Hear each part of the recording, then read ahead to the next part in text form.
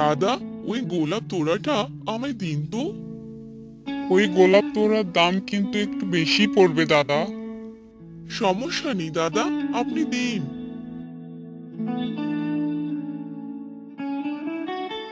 এই নিন দাদা টাকা।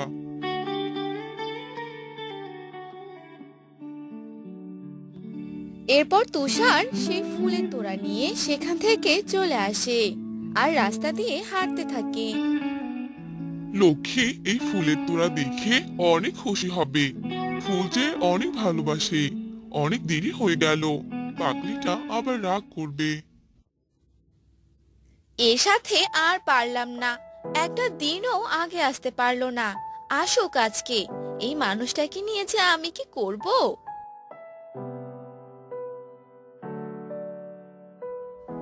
কি হলো কি?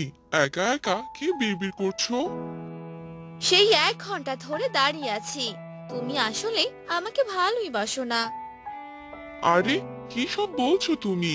আমি তোমাকে নিম পাতার মতো ভালোবাসি। কি কি বললে তুমি? হয়েছে, নিম পাতার মতো ভালোবাসা আমার দরকার নেই।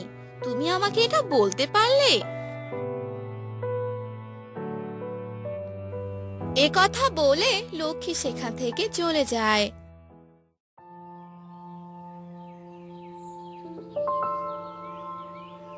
আর তুষার সেখানেই বসে থাকে, নিম ফুলের তোড়া হাতে নিয়ে। সব দোষ নিম ফুলের, সব দোষ এই নিম ফুলের। আমি তো গোলাপের তোড়া নিয়েছিলাম, কিন্তু এটা নিম ফুলের তোড়া হয়ে গেল কিভাবে? ধুর, কি যে হবে! যাই, বাড়িতেই যাই।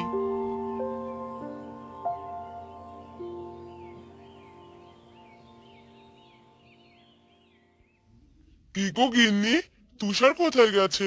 বলে গেছে কি তোমায়? দেখো গিয়ে কোন বন্ধুর সাথে আড্ডা দিচ্ছে। আজ আসুক বাড়ি। আজ ওর একদিন কি আমার একদিন।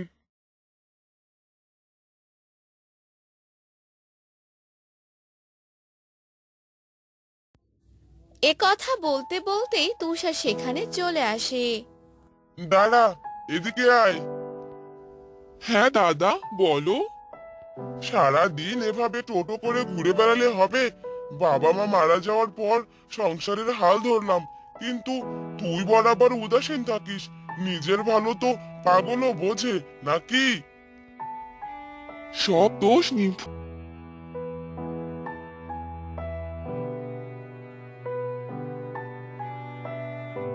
কি বললো? সব দোষ নিম ফুলের মানে? এই ছেলেটার কি যে হলো, দাঁড়াও দেখছি।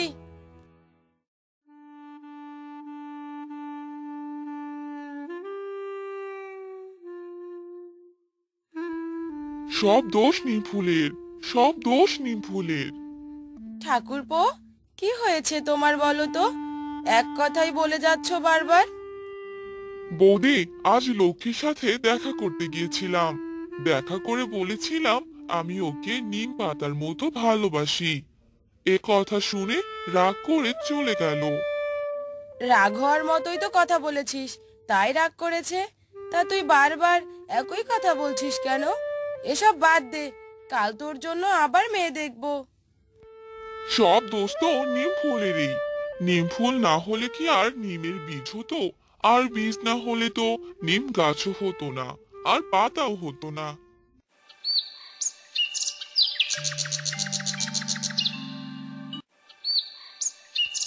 পরের দিন আবার ঘটক আসে আর রমেশের বউকে অনেকগুলো মেয়ের ছবি দেখায়। ছবি দেখানো শেষ হলে রমেশের বউ ঘটককে পায়েস খেতে দেয়। ঘটক পায়েস মুখে দেয়। ওয়াক থু, সি সি সি সি, এমন পায়েস আমি আমার বাপের জন্মে খাইনি। ওয়াক থু, মেয়ের ছবি দেখে মেয়ে পছন্দ হয়নি জন্য এমন বিষ দিয়ে তো পায়েস।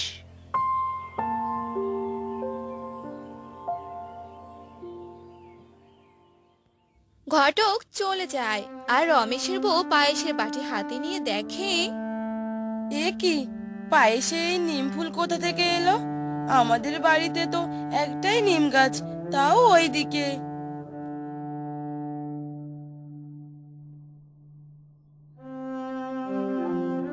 বলেছিলাম না সব দোষ নিম ফুলের।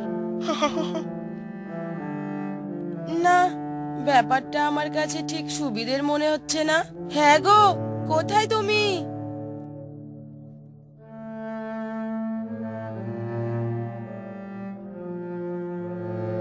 গিন্নি, ডাকছো কেন? পাশের গ্রামে একজন সাধু বাবা আছেন, ওনাকে নিয়ে এসো তো। তুষারের কর্মকাণ্ড আমার মোটেই ভালো লাগছে না। কেউ কিছু করতে পারবে না, সব দোষ নিম ফুলের। আচ্ছা ঠিক আছে, আমি এক্ষুনি যাচ্ছি।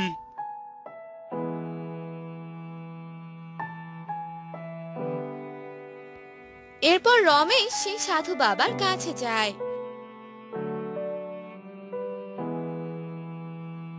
আর সাধু বাবাকে সাথে নিয়ে আসে। সাধু বাবাকে দেখে এই বুড়ো আমার কি করবে? এই বুড়ো, তুই আমার কিচ্ছু করতে পারবি না। তুষার, তোর ব্যবহার কিন্তু কার সাথে কিভাবে কথা বলতে হয় সেটা ভুলে গেছিস। ওকে বকিস না, ও নিজে এসব বলছে না, ওকে দিয়ে বলাচ্ছে। দাঁড়া, আমাকে ভালো করে দেখতে দে। বৌমা, আমাকে একটু হলুদ গুঁড়ো দাও তো। রমেশের বউ হলুদ গুঁড়ো এনে দেয়। আর সাধু বাবা সেই হলুদ গুঁড়ো তুষারের কপালে নিয়ে মন্ত্র পড়া শুরু করে। ছেড়ে দে, আমাকে ছেড়ে দে। এই সাধু, তোকে আমি আগেই বুঝেছিলাম তুই নিম গাছের পেতনি। নিজের ভালো চাস তো ওর শরীর থেকে চলে যা, যা বলছি।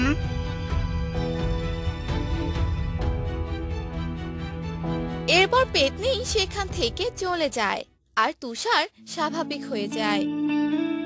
আমার কি হয়েছিল? আমি এখানে কেন?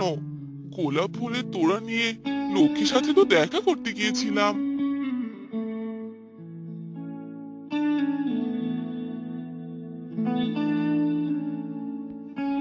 ও, এবার বুঝতে পেরেছি। সেদিন যখন আমি লক্ষ্মীর সাথে দেখা করতে যাই, রাস্তার ধারে একটা নিম গাছ দেখতে। শ্যামলপুর গ্রামে সুজন আর সুমা বাস করত। সুজন আর সুমা ছিল স্বামী স্ত্রী। তাদের পরিবারে তারা দুজন একাই বাস করত। তাদের কোনো সন্তান ছিল না। এ নিয়ে তারা দুজন অনেক কষ্ট পেত। একদিন সুজন বাজার করে নিয়ে এসে তার স্ত্রীকে ডাকতে থাকে। বউ, বউ, ও বউ, বাজার নিয়ে এসেছি। বাজারটা নাও দেখি। কি হলো বউ? এ কি, সোমার কোনো সাড়া শব্দ নেই কেন? দেখি তো গিয়ে। এরপর সুজন ঘরে যায় আর গিয়ে দেখে তার বউ শুয়ে শুয়ে কান্না করছে। তারপর সুজন বলে, কি গো, কি হয়েছে তোমার? কখন থেকে ডাকছি, শুনতে পাচ্ছ না? এ কি গো, তুমি কান্না করছো কেন? কি হয়েছে তোমার? বলো আমাকে। তোমাকে কি কেউ কিছু বলেছে? ওগো, আমি কি অলক্ষণে? বলো তুমি। কেঁদো না গো, কি হয়েছে বলো আমাকে। আমি কাজ করছিলাম, তোমার মাসি এসেছিল। তিনি আমাকে অলক্ষণে বলেছে আমার মুখ দেখে নাকি তার অমঙ্গল হবে। আমার একটা বাচ্চা নেই, এতে আমার কি দোষ বলো? কেঁদো না গো, দেখবে ভগবান আমাদের ঠিকই একটা বাচ্চা দিবে। যাও দেখিনি, বাজার করে এনেছি। আমার খুব খিদে পেয়েছে, রান্না করে খেতে দাও দেখি। আচ্ছা গো, তুমি হাত মুখ ধুয়ে আসো, আমি রান্না করছি। এভাবে কয়েকদিন কেটে যায়। সুমা তার স্বামী সুজনকে বলে, ওগো, তুমি বাড়িতেই থেকো, আমি সর্দারঘাটে যাচ্ছি কাপড় ধুতে। আচ্ছা যাও, তাড়াতাড়ি ফিরো কিন্তু। এরপর সুমা সে সর্দার পুকুর ঘাটে কাপড় ধুতে যায়। সেখানে গ্রামের সব মহিলারা কাপড় ধুতে আসে। সুমাকে দেখে অঞ্জনা বলে, এই দেখ দেখ, পুকুর ঘাটে কে এসেছে? হ্যাঁ রে, তোরা ওকে বলে দিসনি এই পুকুর ঘাটে কোনো আটকুড়োর জায়গা নেই?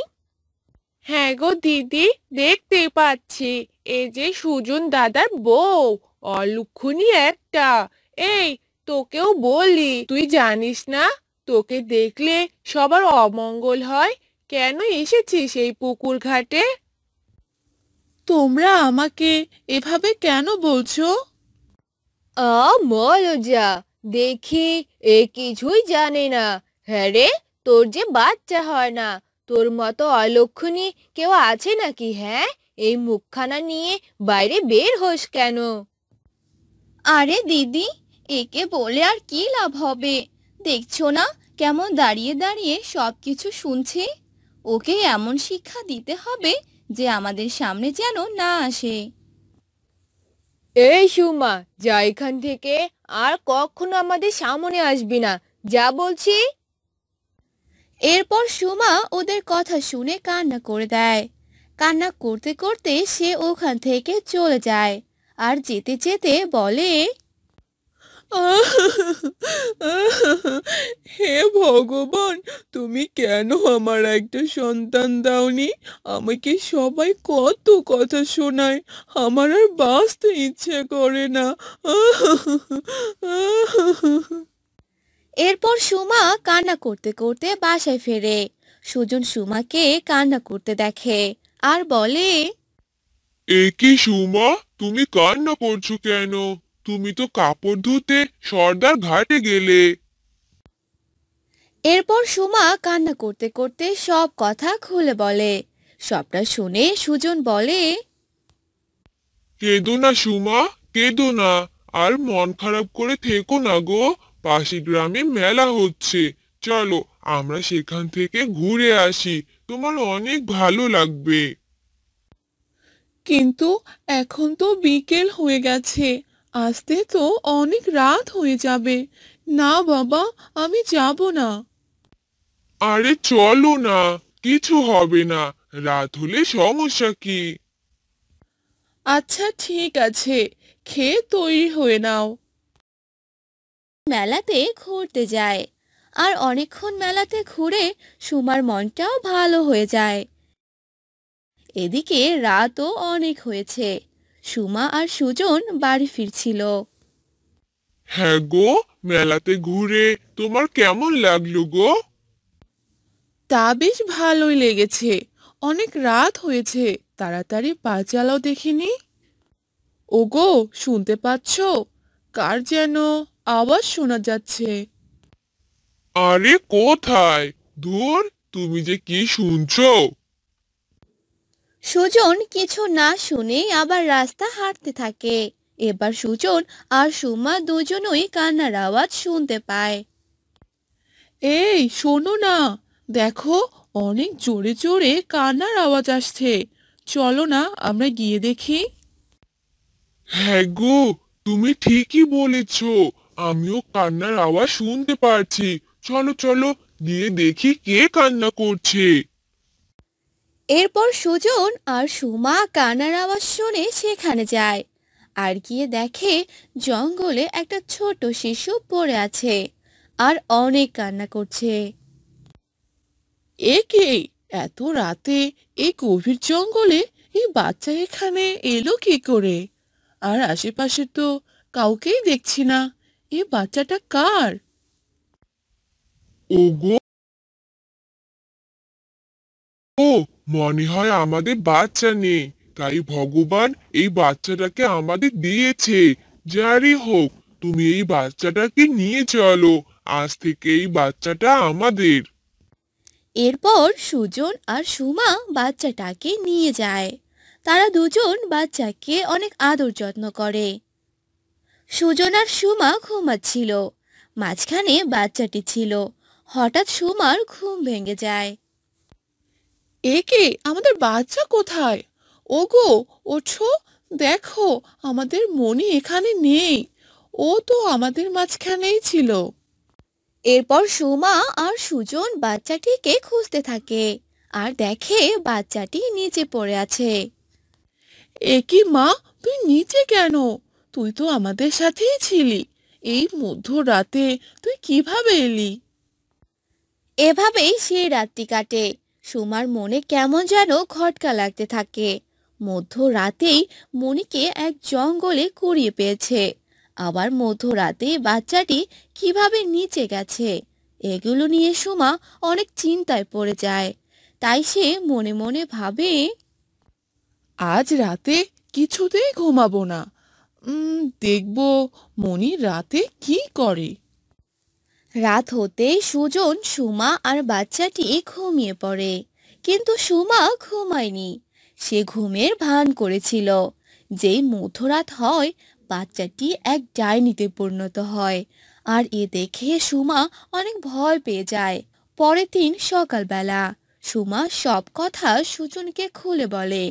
সব শুনে সুজন বলে, ওগো, আমরা বাচ্চার জন্য এ কোন ডাইনিকে ঘরে তুলে এনেছি? হে ভগবান, একটা বাচ্চা দিলে, তাও আবার ডাইনি! ওগো, আজ রাতে যে আমাদের কিছু একটা করতেই হবে। মধ্যরাতে বাচ্চাটি ডাইনিতে পরিণত হয়। আর তখন সুজন বলে, এই ডাইনি, তুই কোথায় যাচ্ছিস? থাম বলছি। হুম, হুম, ও, তোরা আমার আসল রূপ তাহলে দেখে ফেলেছিস? হা হা হা হা হা। তোরা আমাকে এনে বড্ড ভালো করেছিস। আজ তোদেরকেও আমি খাবো। হা হা হা হা হা। এই বলে ডাইনি সুমা আর সুজনকে খেতে আসে। আর সুজন ডাইনির গায়ে আগুন লাগিয়ে দেয়। ডাইনি সেখানেই মারা যায়। আমার বাচ্চা, একটা বাচ্চা পেলাম, তাও আবার যায়নি। ভগবান, এ তুমি কোন পাপে শাস্তি দিচ্ছ? এভাবে কয়েকদিন কেটে যায়। সুমা সত্যি সত্যি গর্ভবতী হয়। এ দেখে সুজনও অনেক খুশি হয়। তারপর সুমার একটা ফুটফুটে সুন্দর মেয়ে সন্তান হয়। আর তাকে নিয়ে সুজন আর সুমার সুন্দর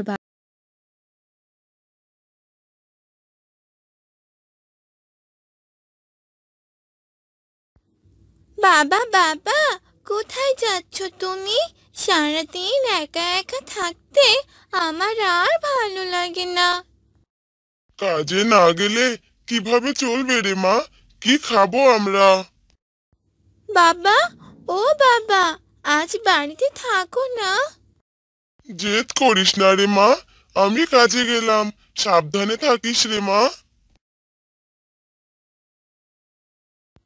মা মরা মেয়ে মিনা, জন্মের সময় তার মা মারা যায়। তখন থেকেই তার বাবা তাকে খুব যত্নে বড় করতে থাকে। মা, তুমি আমাকে রেখে কেন চলে গেলে? তুমি থাকলে কত গল্প করতাম। তুমি কেমন ছিলে মা, সেটাই তো জানি না। তারপর মিনার বাবা কাজ থেকে ফিরে আসে। কি রে মা, একা একা কার সাথে কথা বলছিস? বাবা, তুমি এসেছো? কই, কার সাথে আর কথা বলবো, একা একাই কথা বলছিলাম। পাগলি মেয়ে আমার। বাবা বাবা, আমাকে একটা পুতুল এনে দেবে?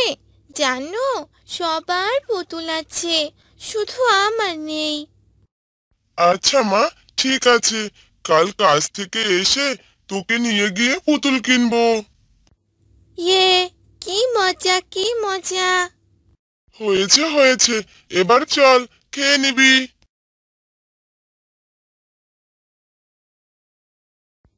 সেদিনের মতো তারা খাওয়া দাওয়া। আর সকালবেলা উঠে মিনার বাবা বনে চলে যায় কাঠ কাটতে। মেয়েটাকে যে বলেছি আজ পুতুল কিনে দেব, কিন্তু কিভাবে পুতুল কিনে দেব? যাই, বনের আর একটু গভীরে যাই। তারপর মিনার বাবা সারাদিন কাঠ কেটে 300 টাকা পায়।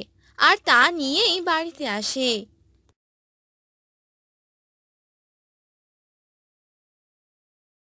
কই রে মা, কোথায় গেলি? বাবা, তুমি এসে গেছো? ইয়ে, পুতুল কিনতে যাব। আমার যে আর দেরি করতে ইচ্ছে করছে না বাবা। চলো বাবা, তাড়াতাড়ি যাই। তারপর তারা বাজারে যায় আর একটা পুতুলের দোকানে যায়। দাদা, এগুলো পুতুলের দাম কেমন? কোনটা নিবেন? বাবা, ওই দেখো, লাল পুতুলটা কত সুন্দর। আমি ওই লাল পুতুলটা নেব বাবা। দাদা, ওই লাল পুতুলের দাম কত? 300 টাকা। একটু কম রাখা যায় না দাদা? না দাদা, একদম। আচ্ছা দাদা, দিন।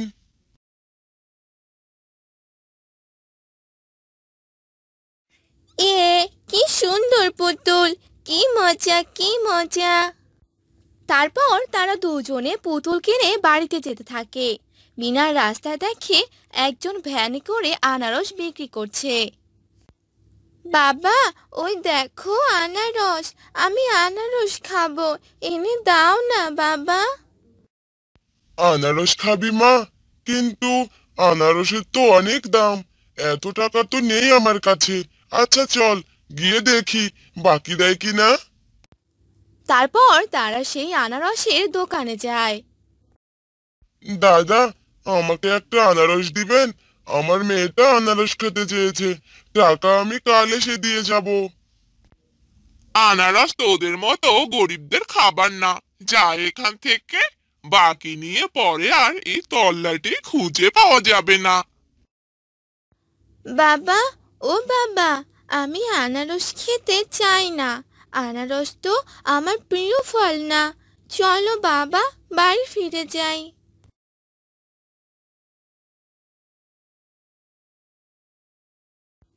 তারা সেদিন বাড়িতে চলে আসে, ঘুমিয়ে যায়। ঘুমানোর সময় মিনা স্বপ্ন দেখতে পায় তাদের অনেক বড় একটি আনারসের বাগান হয়েছে। সেদিনের মতো সকাল হয়ে যায়। সকাল সকাল এক বৃদ্ধা আসে মিনাদের বাড়িতে। ঘরে কেউ আছো? আমায় কিছু খেতে দেবে? বুড়িমা, তুমি কি খাবে? বাবা যে এখনো কাজ থেকে ফেরেনি। তোমাকে কি খেতে দেই বলো তো? দাঁড়াও বুড়িমা। তখন মিনা ঘরে যায় আর তার ভাগের খাবারটুকু এনে বৃদ্ধাকে খেতে দেয়।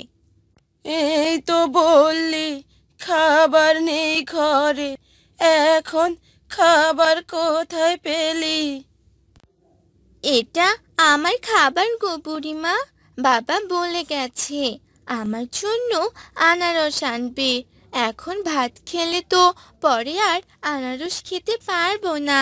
তার চেয়ে ভালো হয় তুমি এই খাবারটুকু খেয়ে নাও। বৃদ্ধা তখন খাবারটুকু খেয়ে তৃপ্তি ঢেকুর তুলল। কতদিন পর এত ভালো রান্না খেলাম। তা মেয়ে, আনারস বুঝি তোর ভীষণ পছন্দ? হ্যাঁ গো বুড়িমা, আনারস আমার প্রিয় ফল। বাবাকে বলো না যেন, কষ্ট পাবে। পাগলি মেয়ে, এই নে, এই বীজটা আমি তোকে উপহার দিলাম। এটা ফাঁকা জায়গায় রোপণ করিস।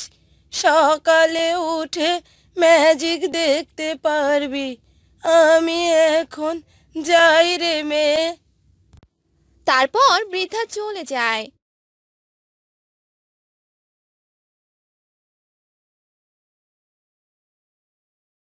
আর মিনা বৃদ্ধার কথা মতো তাদের উঠোনে সেই বীজটি রোপণ করে। আর এভাবেই সেদিনের দিনটি কেটে যায়। রাতের বেলা, বাবা, আমার জন্য আনারস আনুনি? মারে, আজ বনে কোনো কাঠ কাটতে পারিনি। কাল এনে দেবো মা, তুই মন খারাপ করিস না। আর সকালবেলা, মিনা, মিনা, তাড়াতাড়ি বাইরে আয় তো মা। কি হয়েছে বাবা, ডাকছো কেন? সামনে তাকিয়ে দেখ। মিনা সামনে তাকিয়ে দেখে কালকে যেখানে বৃদ্ধার দেওয়া বীজ রোপণ করেছিল সেখানে একটি বড় কলা গাছ হয়েছে। আর কলা গাছে কলা না ধরে সেখানে ঝুলে আছে আনারস। বাবা দেখো, কত আনারস! এখন থেকে প্রতিদিন আনারস খেতে পারবো। ইয়ে, কি মজা! কিন্তু এটা কিভাবে সম্ভব? মিনা তখন গতকালকের সব কথা খুলে বলে। আর সব শুনে তার বাবা বুঝতে পারে এটা একটা জাদুই গাছ।